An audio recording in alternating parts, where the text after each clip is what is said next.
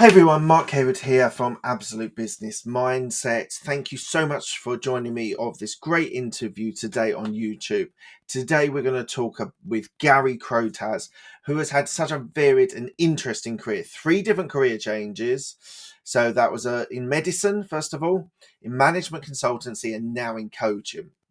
Really big changes, and intertwined in this, when he had a full-time career, full-time business, he was also a professional ballroom dancer, which is just absolutely fascinating. But we do go into deep about his book, which is called The Idea Mindset, which I would definitely promote anyone that wants to go and learn about mindset and building businesses and careers. This is the book that you need to get.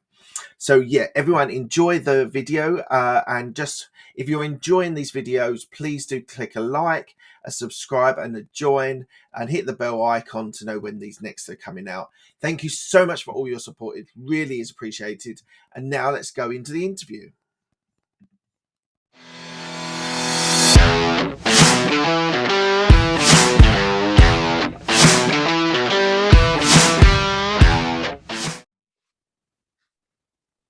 This is the Absolute Business Mindset podcast, created and hosted by Mark Hayward. This podcast will interview entrepreneurs, business owners, and people in their careers. We will delve into their journey to success, key life milestones, and go deep into their area of expertise. Get ready to learn from other successes and failures. Today we have Gary Crotaz, who is an executive and mindset coach and author. Hello, Gary. How are you? I'm very well. Thank you so much for having me on your podcast. It's an absolute pleasure. We've got lots to talk about. You've taken, as what I saw, 3 different career changes. That's right. Which is fascinating. I've done probably 2, 3 myself. So it'll be really interesting to hear your journey and how you got to where you are now. So as always, we start with your education. And usually when I talk to people about their education, it's a degree or a master's in said subject, and sort of talk around what was motivating them to do that. But your original training was to become a doctor, right. a respiratory medicine. Mm-hmm, mm-hmm. So let's start with, why did you choose medicine first of all, and sort of tell me the process, because you went to be a PhD in as well, so you were committed to the career. So tell me a little bit about it. I should have been committed. So at the age of, in the UK, at the age of 17, when you're doing your A-levels, you have to decide whether or not you want to go to medical school and train as a doctor. And that's what I thought I wanted to do when I was 17. So I applied to medical school. In the US, it's a little bit different, because you go and do a different degree. And then after you've done your first undergrad, then you go to medical school. But in the UK, it's at 17. And I didn't come from a family with doctors. So, you know, I didn't really know that much about life as a doctor. Anyway, so I started medical school, went to University of Bristol, and I did my 3-year undergraduate medical training, so the lecture side of medical training, and I did an undergrad Bachelor of Science degree in anatomy, actually. So that was one of my specialisms in my undergrad training. After I'd done 3 years in Bristol, I then actually transferred medical school, and I went from Bristol to Cambridge in the UK, where I did my clinical medical training and also a PhD. So there's a particular program that's quite small in the UK where you can sandwich a PhD with your ward-based clinical training. So I was a medical student on the wards of Adam Brooks Hospital with a white coat and all that, stethoscope, all that stuff. And then I was also working in a science lab for 3 years as part of that, where I did a PhD in respiratory medicine. So I was studying a genetic form of lung disease. So I was heading on for graduating at the age of about 28. So I was at medical school for 8 years doing all of that. And about a year before I finished, so I was about 27, and I was in a lab working with people who were doing their research, but they had qualified as doctors maybe 5 or 7 years before. So then for the first time, I was talking to doctors who were in medicine, practicing and working in hospitals and so on. And I started to realize that whilst I found medicine interesting, I didn't feel that sort of drive that, this is the thing that I really, really want to do. And I had this sort of revelation moment, I think, when I was about 27, when I suddenly realized even though I'm on this kind of treadmill that you're on in medical school, year to year to year, exams to exams to exams, I don't have to do this if I don't want to. And if I don't want to do it, I don't actually know what else I would do, because, medical school, a bit like training to be a lawyer, is something that it's quite directional, it's quite vocational. Yeah. And so because I was in Cambridge, I had the opportunity to go to some of the careers events and just see what else you can do if you have a medical degree. And I looked at working in government, or I looked at working in investment banking or consulting or big corporate roles. And I didn't know much about them. And I discovered business consulting, management consulting. And I found actually that there were a lot of similarities with medicine, where you have a lot of information, a lot of data, a lot of uncertainty, and you have to solve problems.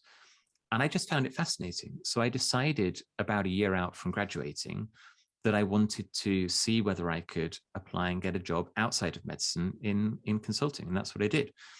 But I couldn't tell the people that I was training with, I couldn't tell the professors that were running the program, because it's really not the done thing to quit medicine, particularly after all of that time and investment in your training.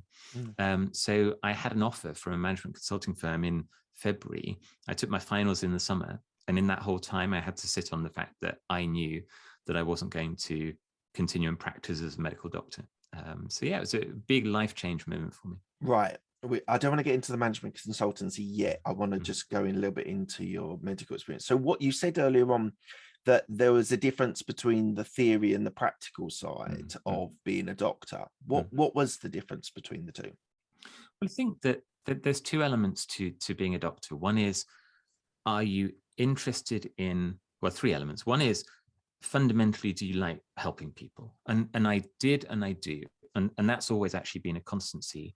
I think I just realized in my late 20s that there were many ways to do that, and medicine was only one of them. The second one is, do you find a specialism that is something that you want to pursue for your career? Because you have to decide whether you're a physician or you're a surgeon. And if you're a surgeon, are you a brain surgeon, a heart surgeon, a bowel surgeon, a toe surgeon? And you go through all of the different, you rotate through all the specialisms in your clinical training. And I think I never found something that I was so interested in that I felt that was what I wanted to dedicate my career to.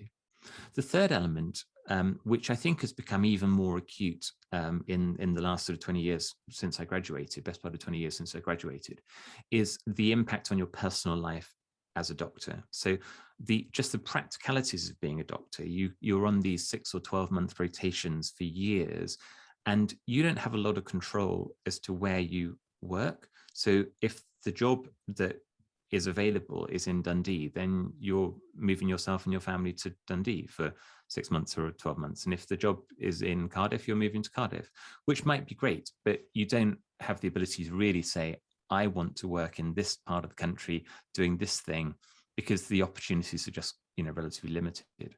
And in my year group, I think it was about 25% of the people graduating from Cambridge in medicine didn't have a job lined up for them when they left, because there's been over the years at various points a mismatch between the number of training posts available for qualified doctors and the number of doctors who are graduating. So actually the proportion of medics who have trained and then within the first 3 years left the profession is really high, sadly so, but is really high. And you see a lot today that the life for doctors is tough, and I have huge respect for doctors who are committed to that profession and that vocation, but it just wasn't for me. My brother-in-law is actually a surgeon, and he lives in central London, but ended up he commutes to Gillingham in Kent every day, like when he practices. So he didn't choose that. It was pushed upon him. Now he's found a quite nice little niche. He does what he does, and he enjoys what he does. But I just wanted to say about the investment side. So you must have invested a lot of time, money, and effort into your PhD. How did you, your parents, your peers, how did they feel about that?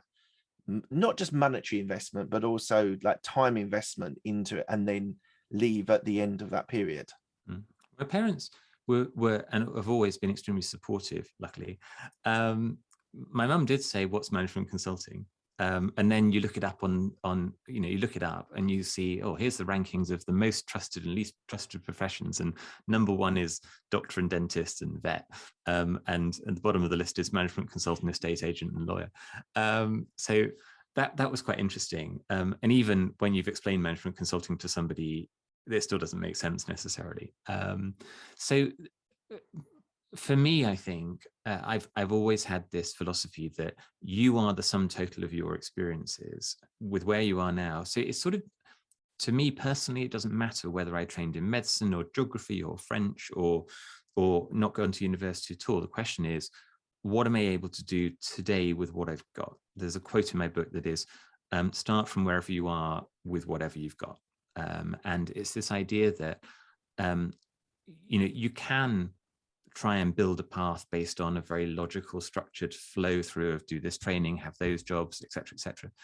But actually in real life, things happen that you're not expecting. And, to live a life with regret is a really sad thing. So I've never regretted studying medicine, and I've never regretted leaving medicine. You talked also about sort of that in consultancy, in management consultancy, it's a data-driven business, a bit like medicine as well. What other things do you think helped you from moving from medicine to management consultancy? I think that something that I've always found helpful, there's different types of consultant. So there are consultants who are consultants because they're deep experts. And then there's consultants who are consultants because they're good thinkers or good question askers, not necessarily question answerers. And for me, because I came explicitly from a background where I had no formal business training, I had no finance and accounting training, and all the way through my career since then, I've always felt as though I'm not an expert in whatever I'm doing. We'll come on later to talk about retail and other areas where that is absolutely true. It means that I can ask a very open question in a very authentic way, because I genuinely don't know the answer. But I think the art of me being good at what I was doing was the art of asking a good question that other people weren't thinking of to ask or weren't comfortable to ask in the environment. So I could always go, I don't know anything about this because I trained in medicine, not in business. And they go, oh, let me explain it to you. And when they explain it, it suddenly becomes clear what the thing is they need to be thinking about. And that has quite a connection into where I've ended up now in coaching, where my role is not to have an opinion. My role is not to be an expert. It's to ask good questions. And the art form of asking questions is something that the best business people find. There, like you think of people like Steve Jobs and Elon Musk, their critical thinking and ability to be able to ask key questions is probably their superpower when it comes to it. Yeah, and sometimes the best question is not a complex one. It's, so why do we do it like that? And then just leave a gap for people to go, no, you're right, actually. We don't think enough about that. So why, and then do we know anybody else who does that we could compare ourselves against? Oh, yeah, that's interesting. We probably could find some people, but in our day-to-day rushing around trying to do what we do, we don't sort of step back and see the 10,000 foot view. So that's kind of that's the sort of consultant I was. It was playing that kind of role, helping people to stay focused on the big picture, because they were always an expert in the detail, but sometimes it's stepping back and seeing the big picture that shows you the pivots you need to make. And what was it like walking in on your first day in a suit where you were used to the white gown, the white jacket? What was it like your first day with your suit and tie? And did you do a Windsor tie? Did you do a half Windsor? All that sort of stuff. What was that first day like? I don't even know the tie knots, but it was very memorable. So I was working for a firm that was based near Victoria Station, in Enron's old head office of all places. Interesting. And it's a global strategy consulting firm, and we were in the basement of a hotel near Victoria Station doing our basic Excel, finance, PowerPoint training. And I was on a row with all of these people that had just graduated from Stockholm School of Economics, and they were, brilliant. And I was just sitting there going, I have no idea what these words mean. And I remember sticking my hand up and asking a question when you say profit, what do you mean? Because I didn't, they were talking about all different variants of profit. And for me, I was at the level of, the money you make minus the money it costs to do it equals profit. But I didn't have any of the most basic understanding of that kind of stuff. But again, it comes to, you've got to be prepared to ask that question. The other element that I was really striking was that, as a medical student, when you graduate, you're not a fully fledged surgeon, for example, or physician. You've been given the knowledge and the training to be able to start what is then another 15 years journey of development as a doctor. But still, you're sitting there going, I've assisted in operations, I've held people's hands when they're dying, I've delivered babies, as part of your training. And then you're sitting there going, my role here is to write this slide and get the punctuation right and align the boxes exactly on the slide. And somebody else is thinking about what the graph shows right now. So, one of my early roles, we were doing a project on radiators. So we were trying to work out the future growth of the radiator market. And so I had to call plumbers to ask them how they think about what kind of radiator they install.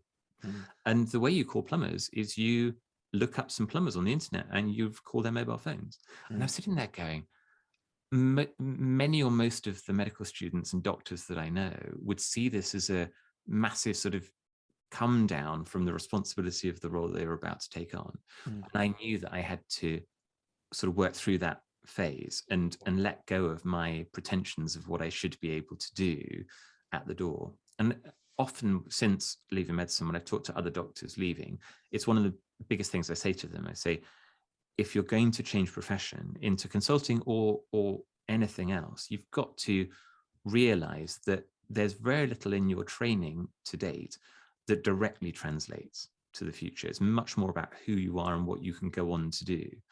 So if you're going to have an ego and you're going to say, because I'm trained as a doctor, because I have a PhD, because I have assisted in a kidney transplant, therefore I should have this kind of role, it's not going to work, because you're not going to get that kind of role because somebody else who's graduated with management and finance, for example, knows 100 times more than you do on what really matters right now. So there's a really interesting thing about the transition into alternative careers from medicine, because it's not a degree that gives you those kind of transferable skills. And we've all been in that state of changing bullet points and the alignment and doing basic things on Excel. I think it's a lot of people through education, not just you through medicine, come out of education thinking they might have a master's or a PhD, and they think that they should be managing everyone on day one. But actually, there is value in actually doing those basic skills just so you can later on be able to do the more complicated aspects of the business. But I just wanted to touch base before we go into your move to Mothercare and Selfridges. You wrote in the notes that you provided to me that you were an amateur and professional ballroom dancer. Yes. So where does that fit into? I'm intrigued the professional, because amateur, I can imagine you do it as a hobby, but you've taken things a lot further to do professional as well. So where does that fit into your story? So I started ballroom dancing when I was 4 years old. So it was the thing that my parents took me to classes with my two older brothers when I was young. And my parents had done a little bit of dancing, but nothing, they hadn't done dancing competitions or anything like that. It's just something that in, I don't know, the 50s and 60s, people did at school, that kind of thing. So, I was taking dance classes. It sort of escalated over the years. I did my first ballroom dancing competition at the age of 9. I was one of those little kids in a white shirt and a little black bow tie. And I did it through to university, as a serious hobby, I would say, alongside schoolwork. And then medical school took over and it just got too busy, and I stopped. In my sort of early 20s, I'd done 2 or 3 years at university. And I thought that was me done. I thought, that was my thing that I'd done when I was growing up. And when I was in my late 20s, I was actually in my first job, in that consulting job, working 50, 60 hours a week. I got called by somebody at work. And she said, I'm looking for a dancing partner for a competition, for like a little, social competition back at Cambridge. They're getting the new team, the people that never danced before, never competed before, they need somebody to dance against. Would you dig out your old shoes and come do the competition? I thought, well, that'd be fun. But I literally haven't danced a step for about, I don't know, 5 years. And that's where it started. So we did that little competition. Then we went and had a lesson together. Then we had a practice together. And then we had another lesson together. And what was it, 2005? So now 17 years later, we've been married for 11 years. Oh, amazing. We've got 2 little fluffy dogs. So that career turned into another 10 years. So I was expecting, we'll do that competition. Maybe we'll do this for a couple of years. I'm in my late 20s, but work's busy. What happened was we started doing amateur competitions in the UK. So it was going out on a Sunday to a school hall or a church hall somewhere doing a competition. Yeah. Then we, after a few years, we were starting doing bigger competitions. Then we started to go abroad, and we thought, well, why couldn't we go and do the competition in Paris and go and see Paris whilst we're there? And then, well, we've never been to Prague. Why don't we go and do the competition in Prague? And when we started to travel internationally, we realized that there was this thing going on in Europe where there were these academies and clubs of top level dancers. So the equivalent of you're a distance runner and you go to Kenya or Ethiopia to immerse yourselves in that culture. We went to this little town in Italy where people flew in from around the world to this industrial estate and trained together in this really intense, professional elite environment. So we after about 5 years, we were in a place where we thought we'd done what we wanted to do with dancing in the UK, and we were either going to retire and just carry on without progressing our jobs, or we were going to see whether it was possible to explore what this life in Italy looked like. And so I went and talked to my boss at the time, and I said, what it would look like is we'd need to go 2 days a month out to Italy to train and develop, but I need to split my holiday into blocks of 2 days. And then we won't take a summer holiday, we won't take a Christmas holiday. And he went, great, let's see if you can make it work. So that's what we did. And we flew out to Italy. We trained there with the world champions and all these top couples. We ended up turning professional, and we represented England 7 times at world and European championships. We didn't win them, but we were there. And it was just, this sort of culmination of this drive for something that we were passionate about. We loved training, we loved competing, we loved developing ourselves, we loved the experience of dancing. It's an amazing thing to do. And we traveled in the end around the world. We competed in the US and Canada, we competed in Russia at the World Championships, we went to Bulgaria, Albania, and all the time we were funding it from doing our day jobs, but we were having to make compromises on the way we did our day jobs, the hours we worked, the way we worked with clients, to make sure that obviously, number one, our employers and our clients needed to be really happy with the work.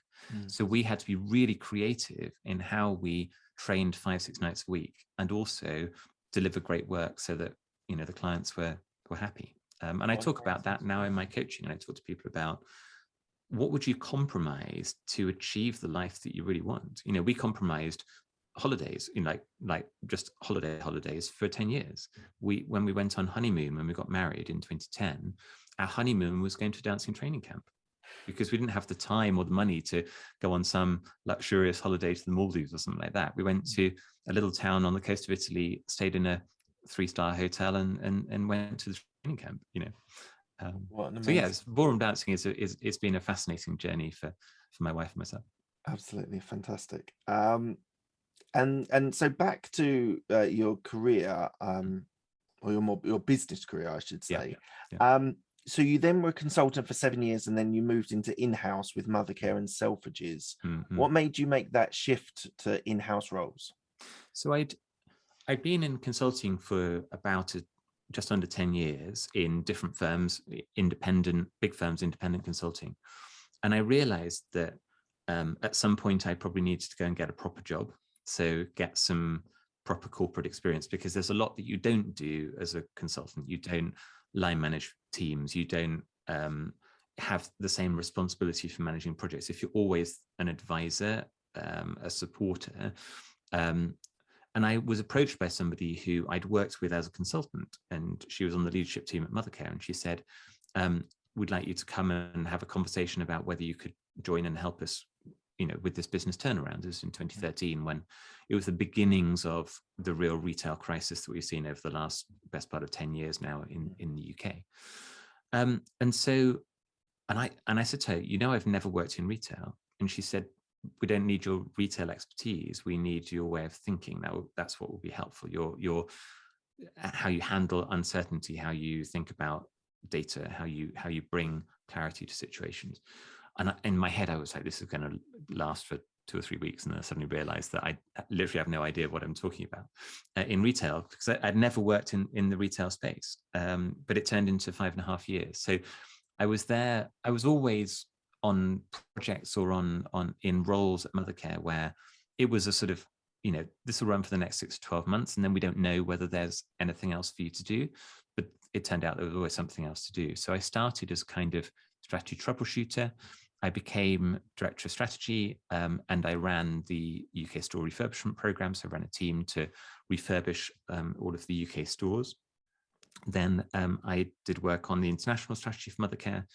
And in my final role, so my final year at Mothercare, I was on the executive team as customer director. So I had reporting into me the UK stores, the UK e-commerce team, the brand and marketing function. And as with most of my roles, I'm not an expert in running shops. And if I worked in a shop, I'm not an expert in e-commerce, but I know enough about it to be able to ask good questions and align people around a consistent vision. So I think as a leader, for me, what I learned at Mothercare was really understanding my role and what I was going to do to be at my best as a leader. And again, it's something I lean into now as a coach. It's recognizing that there's different ways to lead. So if I'd come from, for example, a retail management path, maybe I've been a store manager, a regional manager, I could have done the role that I was doing in the end, and I would have done it in a certain way because that's the experience that I bring to that role. There's other people who did that role who came through a digital leadership role. So they were an expert in online marketing and digital marketing and that kind of thing. And for me, I was more an expert in the overarching customer vision for the brand. So I was thinking about what's the experience for a customer coming to Mothercare and what do they need? How does the whole thing need to work together to deliver the customer experience that we're looking for? So that was my angle of how to do it. So that was my role at Mothercare, and I was there up to the end of 2018. I hope you don't mind me asking this, but through your consultancy roles, and you were there at Mothercare for a few years, there seemed to be quite a lot of change, quite a lot of changing roles, changing companies. Was that a deliberate career strategy to get to where you wanted to be? Why did you move so often, like every year or two? Some people have got a real clear long-term vision, and they'll say in 10 years time, I want to be running my own business, or in 10 years time, I want to be a C-suite executive in a pharma company, whatever it is. I've never really had that. So my drive has been, I suppose I'd probably articulate it in the simplest way, to work with interesting people on interesting things. And I'm not particularly worried about what environment that's in if I find it interesting. I have a sort of overarching feel that I've got some minimum requirements where I've got to be able to keep a roof over my head and food on the table, that kind of thing. But actually, I compromise a lot. I personally choose to compromise a lot to find something that I love and something that connects deeply with my values and purpose, which comes into the coaching philosophy that I have now. So actually, through my consulting career, the moves were very much driven by what it took to make the dancing career work. So I needed a certain amount of time flexibility, a certain amount of financial flexibility to fund the dancing that we were doing, to give us the ability to travel when we did, and to have the time off that we needed to train and compete. When I got into Mothercare, we retired as competitors about a year after I started at Mothercare. So there was a point where, and this was the same for my wife in her career, that there was a point where you started to really feel as though you were compromising your next 10 or 20 years of your career if you were going to say, I can't take this opportunity because of my, the other thing that I'm doing with my life. So we were just mindful, because we were certainly coming to the end of our competitive dancing career, that there was a moment when it was probably the right thing to do to prioritize career growth. So when I got more into sort of strategic career growth, that was really when I started in corporate roles. And I, I was offered the opportunity to lead a transformation program, and I thought I could say no, but I should say yes for the learning and for the career development, and that's what I did. Okay, thank you. So your third career change is executive coaching, and you decided to do it also in pandemic times as well. Yes. I made my shift from corporate to this and my properties and stuff through COVID as well. But that change in COVID time. So talk about the change first of all to become an executive coach. Why and how you did that. But equally, why did you do it during pandemic times?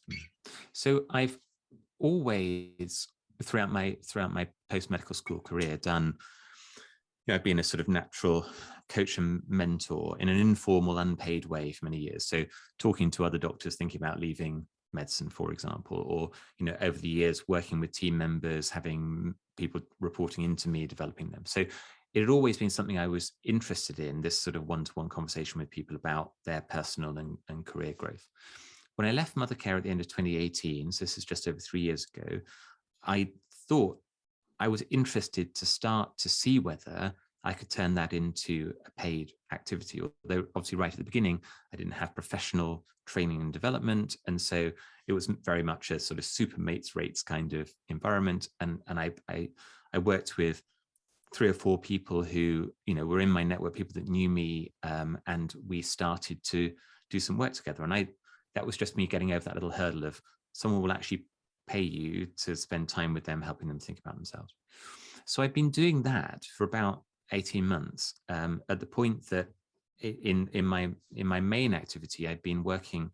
So I left Mothercare in 2018. In 2020, I started a project as interim group strategy director for Selfridges Group, and I joined Selfridges on a fixed contract on the 3rd of February 2020. So at a time when the pandemic was a few cases in Wuhan and on page whatever it was 26 of the Daily Telegraph, and I thought, I'd spent 5.5 years in a pretty intense retail turnaround in Mothercare, being a very challenging period of my career, and I thought, I'm interested to do more work in retail, but I'm interested particularly to do it in a non-crisis environment. And in week 5, we all went home because of COVID and the stores closed.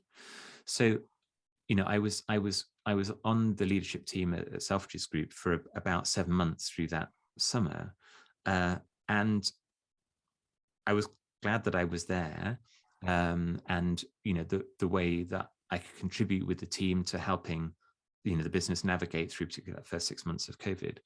But it also reminded me of what was more important to me, and I realized that I kept coming back to the part of my role, the things I do that I really love is the coaching more than the strategy.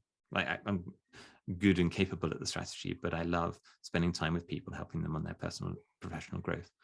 And I left the role in Selfridges at the end of September. And I thought, well, do I, go out into the market again and try and find my next consulting role, my next interim management role, or do I back myself and see whether I can make this coaching a go? The data was weak in terms of the volume of coaching I've been able to do over the past 18 months. But I think I had, for whatever reason, some confidence that I could make it work. So I decided at that point to start my professional training. So I started coach training in November 2020, which I did through the next sort of 9 months or so. And I also started to write the book. So I had been, for this 18-month period, I've been developing this idea, which is the foundation of the book. And that's what I've been working with my first coaching clients, my mates rates coaching clients on. And I thought, I like writing. I like the idea of publishing a book at some point. my experience from my PhD many, many years ago is how painful it gets if you get stuck in the middle, where you've gone far enough in that you can't give up, but you're far enough from the end that it's still hugely daunting. So I built myself a spreadsheet and set a target. And I said, I'm starting on the 1st of November and I want to finish the first draft by Christmas, which was a stupid idea. But at the same time, I did it because once I set my mind to it and I put my target on my spreadsheet, I couldn't not deliver it. So I had to deliver, I don't know, 1,200 words a day. And I thought, they don't have to be great words. They just have to be words. They just have to cover the paper. I'm sure there'll be some value in there somewhere. Once it's written, I'm going to show it to somebody and see whether they think there's anything in it. And so that was the beginnings of the journey of coaching and the book. And just to give a shout out, we're now on the 25th of January. Your book came out on the 13th of January. That's right. It was, yeah. Which is the idea mindset. So tell me a little bit about it. Who is it for? What do you cover? What ideas are you trying to translate in that book? So the idea mindset, and you'll hear some themes that we've talked about through my own career experience. So the idea mindset is to help you figure out what you want from work and how to get it in a 6-week journey. So it is a combination of some content, some ideas, some inspiration, but critically some exercises that you do as you go through the book.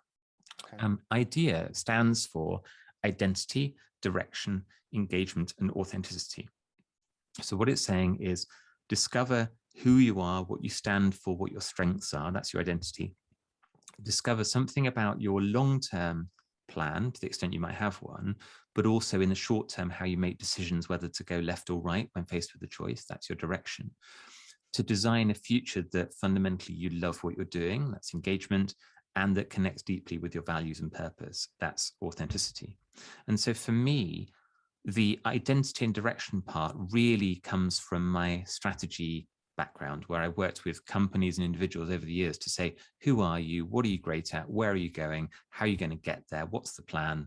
When are you going to do it by? What might trip you up? That stuff. The engagement and authenticity is, but what do you really love doing? What's you at your best? What really makes you care about what you're doing? Which for me comes back to the dancing. So there was a point where we were absolutely compromising money, career progression, different things to follow our own passion. And when I talk to people who are my coaching clients and they're going through this kind of journey, for some people that passion might be a cause. For some people it might be their children. For some people it might be, some other, longer term impact of something that they're doing. And going through this journey, it's helping you to work out what is right for you. So coming back to my job is to ask questions. I was saying to somebody recently about the book, it's quite different from a lot of self-help books, where self-help books often say, if I'll tell you how I live my life, and if you live your life like that, then you will also achieve riches and success. This book doesn't tell you what my day-to-day life is, neither would I recommend people follow it. It's about you asking yourself the questions of what really matters to you. So for example, there's a particular exercise in the book that talks about, if you don't have a specific goal in mind, I want to be running my own sustainable footwear brand in 10 years time, what are the kinds of things that are important to you? So the questions are things like, is it important to you to work in a team, or do you prefer working on your own? Is it important to you that you travel in the work that you do, or do you want to be staying at home? Is it important that you're doing one thing really well, or is it more important that you do a portfolio of different things? Is leaving a legacy important to you or not? So you go through these questions, and then by going through that, it causes you to start to see your choices in a different light. And so with many of my coaching clients, the transition they go through is they start thinking, here's a very specific thing, should I do it or not? And they go to a place where they realize that they're looking more for an environment in which they're at their best, of which that specific example might be one example of that kind of environment, but actually there may be many other things that they hadn't considered. So for example, somebody who is leaving a role in a pharmaceutical company might be thinking of roles with other pharmaceutical companies that they can do. But when you start to think about, if you take pharmaceuticals out of the equation, you think of the kind of work you like to do, the kind of people you like to work with, the kind of work-life balance you like to have, what's really important to you in the work that you do, in the life that you have. It may well be that the right next thing for you to do is something in the pharmaceutical space. But actually, it might be that there's something quite different that you could also consider that you never would have thought of if you stayed focused on a particular role, a particular opportunity. So it's about helping you to expand your thinking and to connect with what you love and what connects with values and purpose for you. For a lot of people that I work with, they didn't really know what their values are. And going through a process of trying to think about what those are, again, helps them to make choices, make decisions.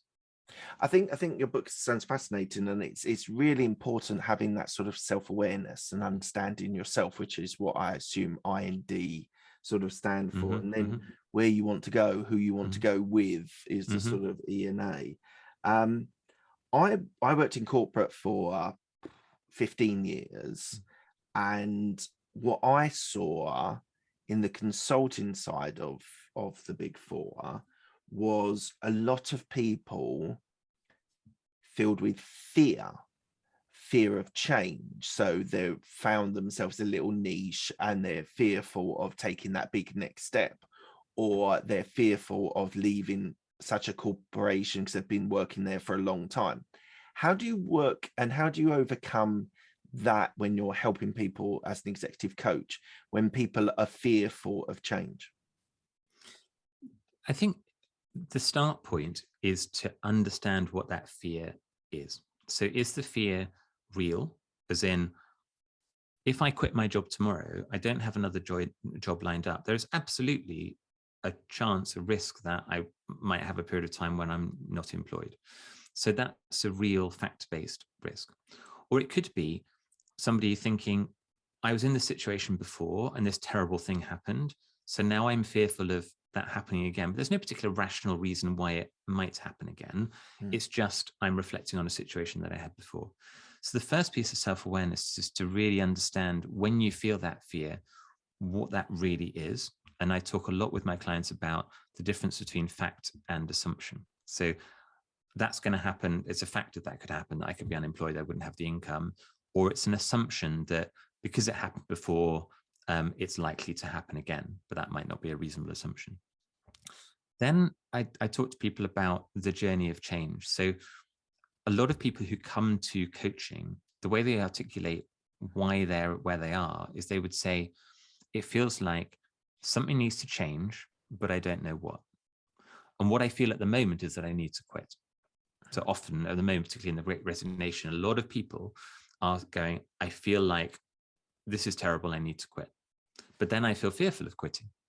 So when you step away from, I need to quit, and you say, what you are saying is change needs to happen, let's start thinking about, well, what kinds of changes could that be? And how would you start to take some of those assumptions and fears and turn them into more rational conversations? So part of the journey of the idea mindset is to think about, for example, the team around you. So who are the people that are really in your close team who you could have a conversation with? They know you really well. They know you at your best. You trust what they say. It might be a partner, might be a sibling, might be a parent, might be a close co-worker or a former mentor. And have you actually gone and had those conversations with those people? And then are there other people in your network who maybe are not quite so close to you, but they could play a particular role here? So somebody else who's done the same thing. So do you know somebody that left your company a year ago, and you can go and talk to them about the good and the bad about what they did? So my own philosophy on change is you shouldn't be scared of making big moves, but you should only make those if they're right for you. And before you make a big move, you should think very carefully about it, talk to the people that know you best, sleep on it again, consider the worst case scenario outcomes. So one of the steps you go through in the idea mindset is to think about, well, what is the worst that could happen? And if that did happen, what would you do about that? And if the worst that can happen is you lose the roof over your head, then don't do it. And that's fine. That's a rational move. But still think about what it is that makes you so uncomfortable in your current role, and think more broadly about what else you could change to make you enjoy the work you're doing, and connect with what you're doing more effectively. Is that a conversation with your boss? Is it a change in working hours? Is it a change in activities you're doing? Is it delegating, giving something up that currently causes you frustration? It's interesting. Your approach seems to be a really nice balance between using rational thought and thinking through things and understanding yourself, but equally understanding that we are emotional creatures and decisions can be made, or thoughts of decisions can be made emotionally as well. There seems to be, you seem to juggle those 2 points very, very well as a coach, I would say. One of the most important things that you can do as a coach, and I'm trying to reproduce it in the book, in talking about how to use the book and go on that journey, is about having the time to think. So one of the things that I've written as a quote, and I put it in a box, says, you can't think to a deadline.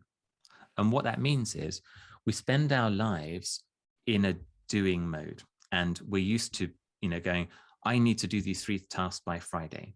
And if I need to do them by Friday, I can make that happen by Friday. If I shuffle things around, if I work really hard, if I go to bed late, I can make it happen by Friday. If I said to you, think about where you want to be going with your career, but can you do it by 5 o'clock on Friday afternoon? You could come up with an answer to that question by 5 o'clock on Friday afternoon. It might not be the right answer. So there's a big piece for me in coaching that is about giving your brain the space and time to come to the right answer. And when you think you come to an answer, come back to it a week later and see whether you still think that's right. So that process of iteration is really important. But what's happening with a lot of people is they're being forced into a place of thinking that they need to make these decisions quickly. And actually, they should make these decisions in as long as it takes them to feel comfortable with that decision. And once you find that clarity, you can then move forward without fear and with self-assurance, with confidence that you have thought it through. It doesn't mean you know it's going to work out. So when I've made my own career changes, when I left medicine to go into consulting, they could have been a complete disaster. It could have not worked out. I could have been no good at it. But I knew at the time that if I did that and it didn't work out, I knew what I was going to do next. And what I was going to do next was to move forward into something else. And I didn't know what that was going to be. But the decision I'd made when I left medicine was the one thing I'm not going to do is to go back. So if I go back to the thing that I know I wasn't satisfied with, I then would have, made clear to people that I wasn't as committed as other people. Then I would have had a damaged CV for the rest of my medical career. So that idea of failing forward is really important. So I'm a great believer in you don't have to have all the answers. So when I think about direction, you don't need to know exactly where you're going to be in 10 years' time at all. I don't know where I'm going to be in 10 years' time. You're going to ask me in a bit where I'm going to be. What you do need to know is if you're faced with a choice tomorrow, how do you choose? And how you choose is based on weighing up what you know, what you don't know, what's important to you, how you understand yourself and what you love. That's the thing that helps you to decide. And many of the moves that I've made over the years have come in an unplanned way. It ended up being, the result of, meeting somebody, having conversation with somebody, being introduced to somebody. An opportunity came around. I was never looking for a role in the retail industry. I was never particularly going, in 5 years' time, I want to be an executive coach. I just knew that I loved that kind of conversation, and circumstances came around and I thought, now's the time. I probably, if you'd asked me 3 weeks beforehand, maybe I wouldn't have said now's the time. But just that moment, I weighed up what I had in front of me at that time, and I knew it was now. So as you do the good shout, the next question is, where do you see yourself in 2 to 5 years? A fourth career change? No, I'm tired. It is interesting. Somebody asked me recently, executive coaching is just a different thing that you're doing. And I said, actually, it's the thing I've always been doing. So coming back to having this drive at medical school, I was medical school because I wanted to help people. through my career, I've always found this bit the most enjoyable part. And now with the idea mindset, the ideas in that book, albeit, I've only just published the book, but the ideas I trace back all the way to when I left medical school. And as I've talked about in our conversation, the way I thought about that. So where I'd love to be in 5 years' time is actually, more than anything else, this idea mindset concept, the book, what you get from it, I can expand that around the world and I get more people to access it. And part of my drive for writing the book was, I love working with my own coaching clients, but I think there's something more in this way of thinking that could reach out to many, many more people. And a book is a great way to do that. So I wrote the book to kind of take myself out of the equation. So I'd love to be in a place where, you can go into a bookshop in Australia or in the US or, in South America, and you could pick up a copy of The Idea Mindset, and you could start your own journey of finding this clarity on who you are, where you're going for this future that you love and that connects deeply with your values and purpose. Amazing. Okay, we're coming to the end of the interview. I asked the same 6 questions to all of my guests. They're quick fire questions. They don't need a quick fire answer. Okay. First one is, what's the best decision that you've made? I think it's the recent one. I think it would be the decision to go, I'm going to now throw all my eggs into the coaching basket, because I've known for a long time it's what I love doing, but I think I've never been more satisfied than when I backed myself to do that and let go of all the other things that I was doing that didn't point towards that angle. Okay, thank you. What's the best advice you've been given? That's an interesting question. So, and I remember through our dancing career, so this is many years ago, we were dancing in one of the beautiful ballrooms at the Blackpool Winter Gardens. And one of our teachers, my longtime teachers, who I'd known probably since the age of about 12 or 13, he's passed now, but he was probably about late 80s or 90, sitting in the front row, and he beckoned us over and he said to us, I know everybody's focused on trying to win the competition and pursue their careers and train and get better and all those kinds of things. And he said, the one thing I want to say to you is don't forget to enjoy the journey as you're going along. And he said, if I look back at my own career, he and his wife were the first Western professional ballroom dancing couple ever to dance on the other side of the Iron Curtain.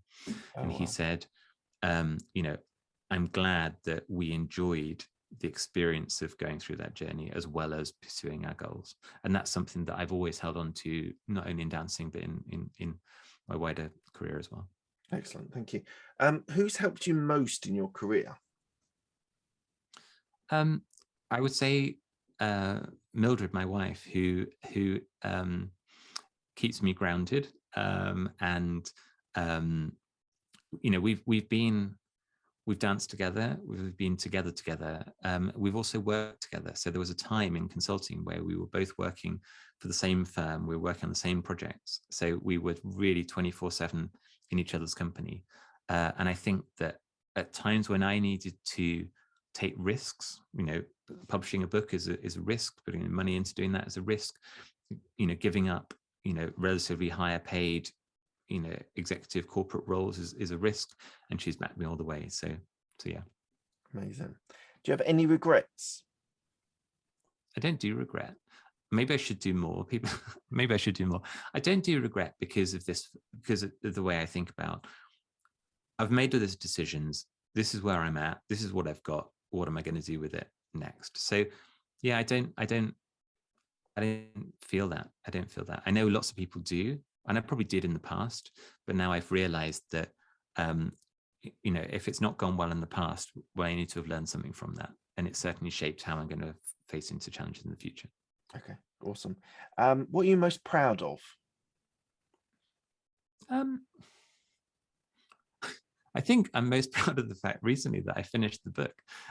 So one of the things in the book that I suggest people do, and I do this with all my coaching clients, is to do their formal strengths assessment profile, which is a thing called Gallup-Clifton Strengths. And in my own strengths profile, it highlights that I'm a brilliant starter of things, which is one of the reasons why I probably changed career quite so much, because I'm quite comfortable with that. I'm not a brilliant finisher of things, and so I need to partner with other people who help me finish.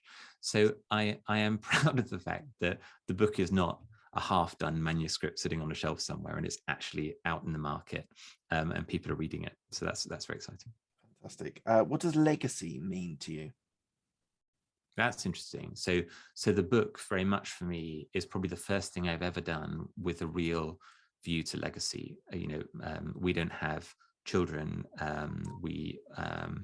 The work that I've done in the past hasn't particularly, built things that I feel, it's building something for the 100 years.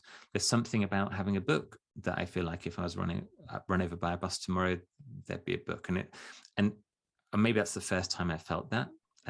So yeah, I quite like the idea of there being something when I'm not here anymore.